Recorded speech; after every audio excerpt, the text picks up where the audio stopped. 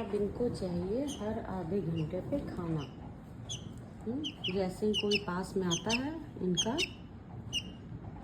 चिल्लाना शुरू खाने के लिए।